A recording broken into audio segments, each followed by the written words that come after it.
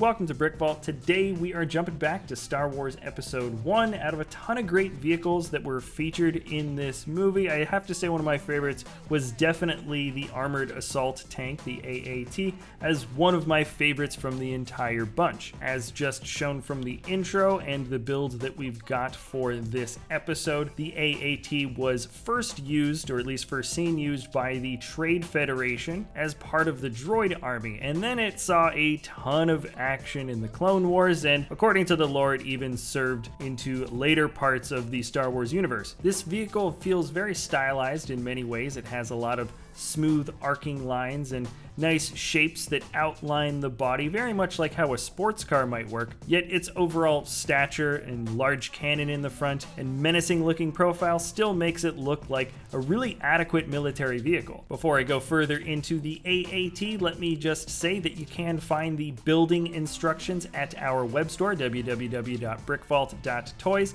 There you can find fully fleshed out PDF step-by-step instructions on how to build this thing, as well as a digital parts list file so you can upload the pieces online very quickly and easily to find all the pieces you need to build it. This Lego MOC came from the designer Lewis, and I gotta say, his interpretation of the AAT here looks absolutely incredible. It's absolutely worth checking out. Buying instructions does help support us here at the channel, as well as the talented builders that work with us like Lewis here.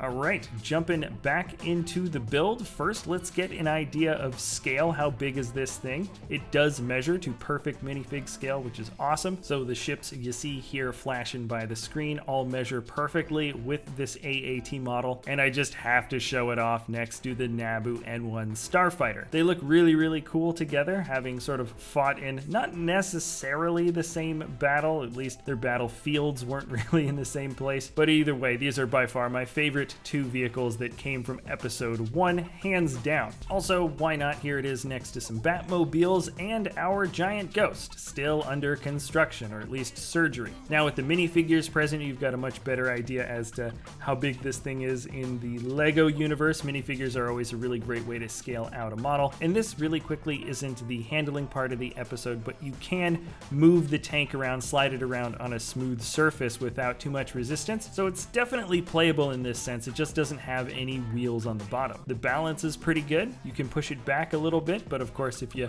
push it too far, it will fall over, but I don't think it really feels too bad. There is actually space to weigh it down more in the front if you really wanted, but with those little out-turned plates, the thing stays up pretty well. So I just wanted to get that out of the way quickly. Now let's get into its functions, because this is a fairly playable model, even though it's got a lot of detailing that makes it look like it might be somewhat delicate. First things first, of course, you can turn the head of the turret, and here you can see the head turning kind of slowly, just so you can get an idea for what that build looks like and the incredible details shown. My personal favorite is definitely the little antennas at the top, and as you might have guessed, this doesn't open and go into the body of the tank, but you can open the top hatch, and without too much trouble with this one little plated clip piece, you can definitely get half of a droid sticking out the top, which is pretty much that effect that you're going for in the first place. But if you're actually looking for an interior to fit droids in, you can open up the back hatch, and this space on the inside here is fleshed out particularly well. You can see the wheels on the walls there. There's space for two droids if you want, and there's quite a lot of space for that control console. It really does mimic what you see in that cross sections of the AAT. So I'd say this could fit 3 battle droids, or really 2.5 if you count it that way. So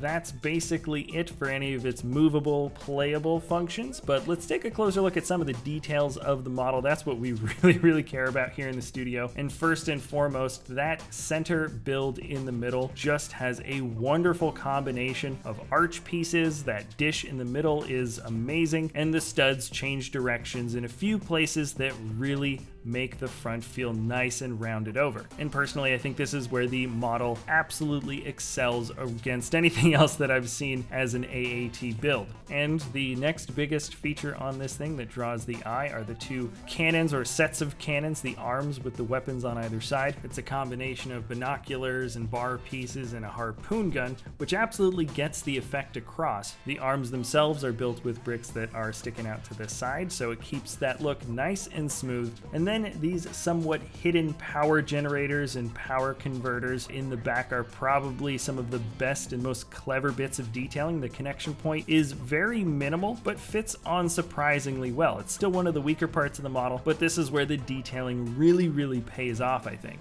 And well, now that I've talked about weaker parts, I guess we can do a little bit more of showing how this model moves about. And now we can handle this thing. First off, I do want to show you the underside.